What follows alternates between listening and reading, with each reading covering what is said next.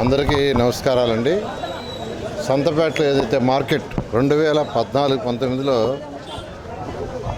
ప్రభుత్వం, తెలుగుదేశం ప్రభుత్వం ఉన్నప్పుడు దీన్ని స్టార్ట్ చేశాం. అలాంటి సంతమాట మార్కెట్ ఈ మధ్య రీసెంట్గా కొంత ఫైర్ అయ్యి కొన్ని షాపులు యాక్చువల్గా కాలిపోయినాయి. దాని మీద ఇమీడియట్గా నాకు ఇక్కడున్న నాయకులు, లోకల్ నాయకులు, అటు కపిరి సీనయ్య గారు, అదేవిధంగా రేవతి యాక్చువల్గా నాకు ఫోన్ చేయటం, మిగతా నాయకులు కూడా కొందరు సోషల్ మీడియా ద్వారా నాకు తెలియజేశారు. నేను అప్పటికప్పుడు మాట్లాడాను. పోయి వెంటనే వాళ్ళందరితో మాట్లాడండి, కలెక్టర్ గారికి ఇన్ఫార్మ్ చేశాను, మున్సిపల్ కమిషనర్ గారికి ఇన్ఫార్మ్ చేశాను, మీరు కూడా పోయి చూసి వాళ్ళకి ఏం సహాయం చేయాలో చేయండి, నా వంతు నేను సహాయం చేస్తానని చెప్పడం.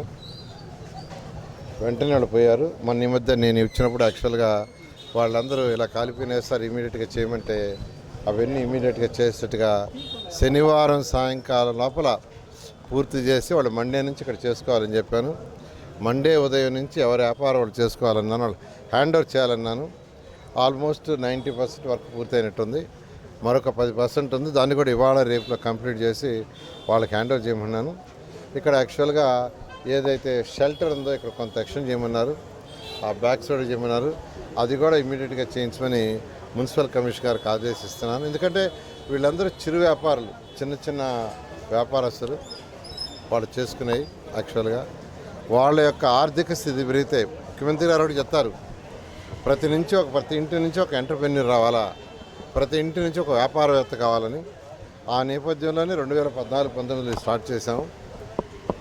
ఈరోజు వాళ్ళ యొక్క ఇన్కమ్ పెరిగి వాళ్ళు వ్యాపారం చేసుకుంటే ఫర్దర్గా ఇంకొక మెట్టు వాళ్ళు ఎదుగుతారు. ఆ ఉద్దేశంతోనే యాక్చువల్గా దీన్ని క్రియేట్ చేసింది. ఎటువంటి ఇబ్బందులు వచ్చినా ఈ ప్రభుత్వం, ఎన్డీఏ ప్రభుత్వం ప్రజలకు ఎటువంటి ఇబ్బందులు చేయడం జరుగుతుంది.